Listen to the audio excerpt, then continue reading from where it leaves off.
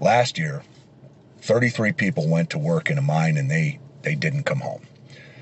6 of them died from poor ground control.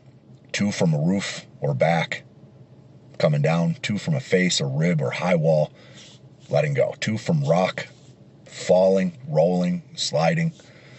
6 people. And none of it was moving when they walked up. It was just there, quiet, still, looking like ground always looks right up until it wasn't. Now, some of you are watching are underground. Some of you are out in a heading. Some of you are in a trench or on a slope or standing next to a stockpile. And one thing I want to be crystal clear on is that this isn't a mining problem. This is a gravity problem. So let me give you 3 scenarios here. The first scenario, the crew's been in the same heading for 2 weeks. Same back, same ribs, same walk in every morning. They shot around the night before, and the muck's out of the way, and the ground looks the way it always looks.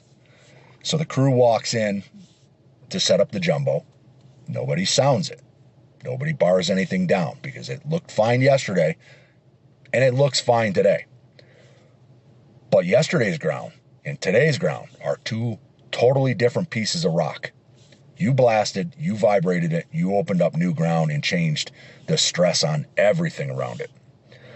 The ground you trusted yesterday does not exist anymore. 2 people died that way last year, roof or back. Second scenario, excavation, not deep, maybe 4 or 5 feet. Somebody drops in, bends down or is on one knee to make a connection.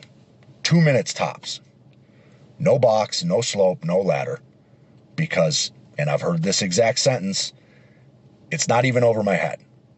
Well, here's some math for you. 1 cubic yard of dirt weighs about 3,000 pounds. That's a car. You don't need to be buried to die in a trench. You need about 2 feet of dirt across your chest. And then you can't expand your lungs. You are conscious the entire time. So is everybody standing on the edge, digging with their hands to get you out. 4 feet is not shallow. 4 feet is a grave you can see out of. Third scenario, surface, high wall, or a big slope. Crew's been working that face for months, then it rains that night, and it freezes, and then it thaws. The next morning, everybody drives up, parks in the same spot, and goes right back to work. Nobody walks the wall. Nobody looks up at it.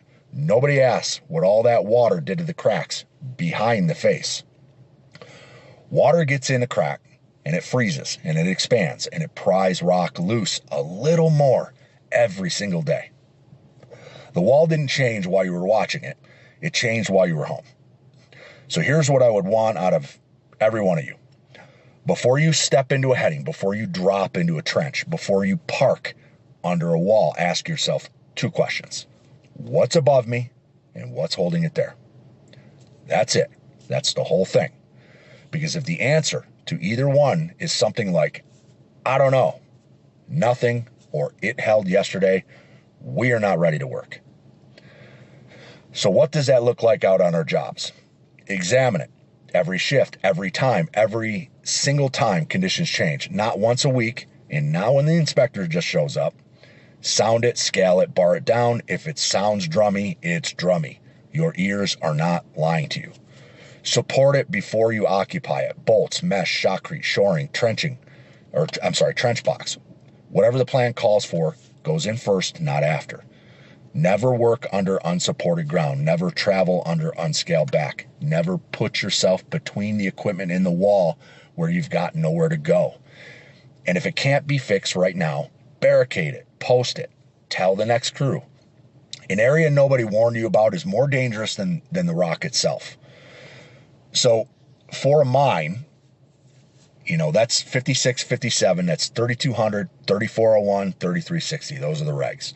Correct it, examine it, support it. For construction and tunneling side, 1926 subpart P and 1926.800. Same rules, different letterhead.